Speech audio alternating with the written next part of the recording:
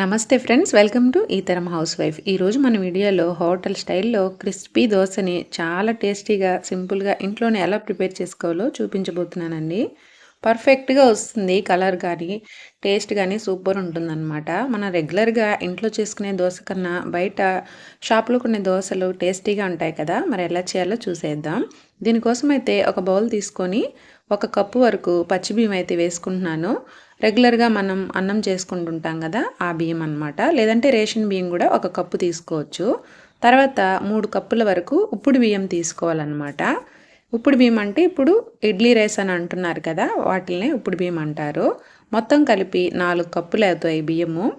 తర్వాత 4 కప్పులకి 1 కప్పు మినపప్పునైతే తీసుకోవాలి. మినపప్పుని నేను ఇక్కడ వేరొక బౌల్లో నానబెట్టుకుంటున్నాను.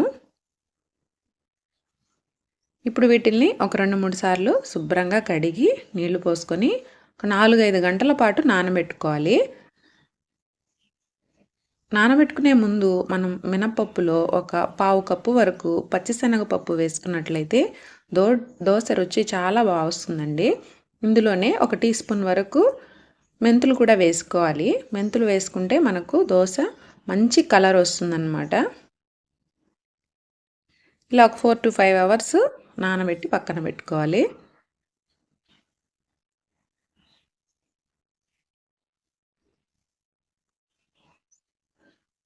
ఇవి నానిన తర్వాత అయితే నేనైతే మిక్సీ జార్లో వేసుకుంటున్నాను.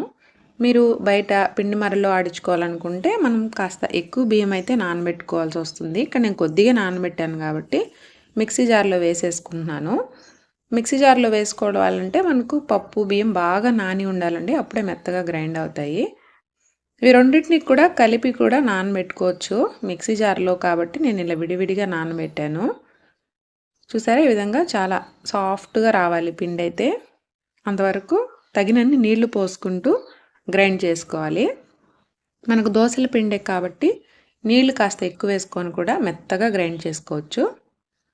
అదేవిధంగా మిగిలిన పప్పును కూడా వేసుకొని గ్రైండ్ చేసుకున్నాను. నెక్స్ట్ అయితే బియ్యంను కూడా కొంచెం కొంచెంగా తీసుకుంటూ తగినన్ని నీళ్లు పోసుకొని మిక్సీ జార్లో వేసుకొని గ్రైండ్ చేసుకోవాలి. గ్రైండర్ ఉండే వాళ్ళైతే గ్రైండర్లో కూడా గ్రైండ్ చేసుకోవచ్చు. ఈ బియ్యం పిండిని కూడా బాగా సాఫ్ట్గా అయ్యే వరకు గ్రైండ్ చేసుకోవాలి. ఇలాగే మిగిలిన బియ్యం కూడా మిక్సీ జార్లో కొంచెం కొంచెం వేసుకుంటూ గ్రైండ్ చేసుకొని మనం ఇంతకుముందు గ్రైండ్ చేసుకున్నాం కదా పప్పు మిశ్రమంలో బియ్యం పిండిని కూడా కలిపేయాలి. దీన్ని బాగా ఒక 4-5 నిమిషాల పాటు కలపాలండి. అప్పుడే మనకు పప్పు బియ్యము పిండి రెండు బాగా కలుస్తాయి అన్నమాట. అలా ఒక 5 నిమిషాల పాటు బీట్ చేస్తున్నట్టుగా కలుపుకోవాలి. ఇప్పుడు ఈ పిండిని అయితే ఓవర్ నైట్ పాటు మూత పెట్టి పక్కన ఉంచేసినట్లయితే మనకు పిండి కాస్త పులిసి పర్మెంటేషన్ అయిపోతుంది. తర్వాత అయితే ఒకసారి కలుపుకొని మనకు ఎంత క్వాంటిటీ కావాలో అంత క్వాంటిటీని వేరొక బౌల్లోకి అయితే తీసుకోవాలి.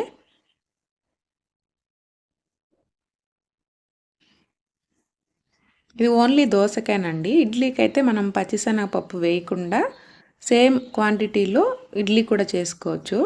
ఇప్పుడైతే ఇందులో కాస్త వంట సోడా, రుచికి తగ్గట్టుగా ఉప్పు వేసుకొని దానిపైన కాస్త నీళ్లు వేసామనుకోండి, ఆ సోడా ఉప్పు బాగా కరిగి పిండిలో కలుస్తాయి అన్నమాట.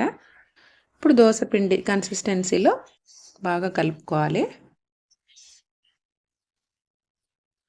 చూసారా, ఈ కన్సిస్టెన్సీ ఉంటే సరిపోతుంది.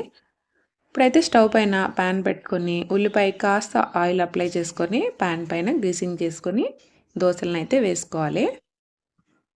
దోశలు కొద్దిమంది పల్చగా చేసుకుంటారు, కొద్దిమంది మందంగా కూడా వేసుకుంటూ ఉంటారు. నేను ఇక్కడ పల్చగా క్రిస్పీగా హోటల్ స్టైల్లో చేస్తున్నాను. మంచి కలర్ వస్తాయండి, టేస్ట్ కూడా చాలా బాగుంటుంది, ఫ్లేవర్ కూడా చాలా బాగుంటుంది. మనం పచ్చిశనగపప్పు వేసాం కదా, అందువల్ల చట్నీతో కానీ కారంతో కానీ సర్వ్ చేసుకుంటే సూపర్ ఉంటుంది.